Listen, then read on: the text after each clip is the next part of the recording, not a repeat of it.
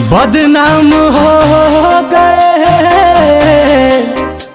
चर्चे हमारे सरेआम हो गए। जालिम ने उस वक्त दिल तोड़ा जब हम उसके गुलाम हो गए।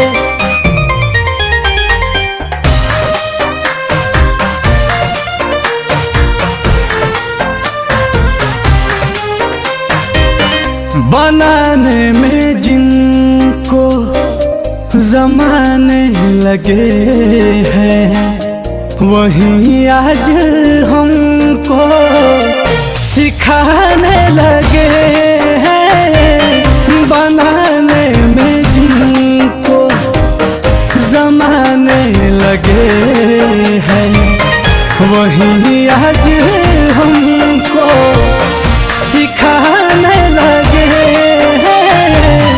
मोहब्बत तो करना हमीं ने सिखाया, मोहब्बत का मतलब बताने लगे हैं। बनाने में जिनको ज़माने लगे हैं, वहीं आज हमको सिखाने लगे हैं।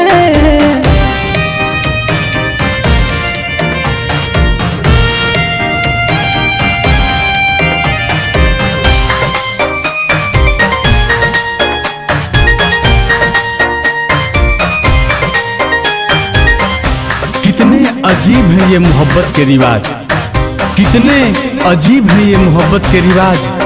लोग आपसे तुम से जान और जान से अनजान बन जाते हैं। मरते थे जिस पे वही मार डाला, दिल में बसाए दिल ही जार डाला।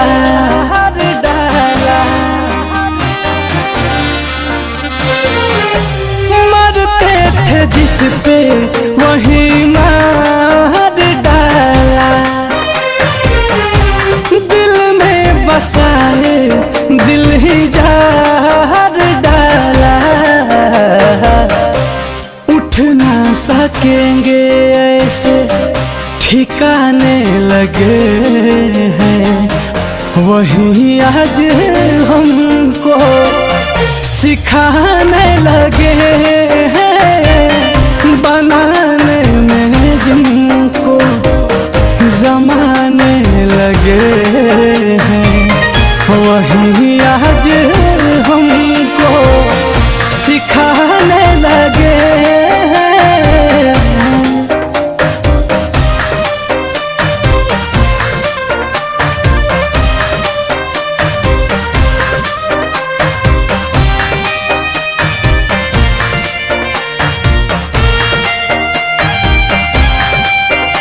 उसने कहा था आंखें भरकर देखा कर मुझे, उसने कहा था आंखें भरकर देखा कर मुझे।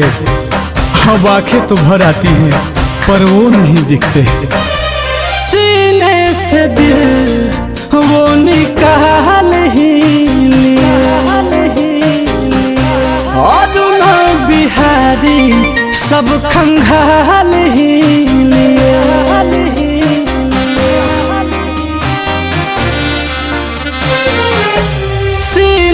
से दिल वो निकाल ही लिए, नील कमल तो सब खंगाल ही लिए। अश्कों में मेरे वो नहाने लगे हैं, वही आज हमको सिखाने लगे हैं। बनाने में जिनको ज़माने लगे हैं, वही आज हमको सिखाने लगे हैं।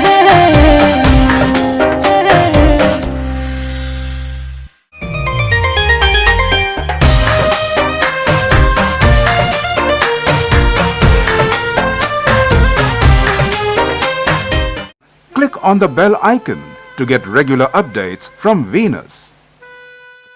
For more entertainment, log on and subscribe to www.youtube.com/Venus.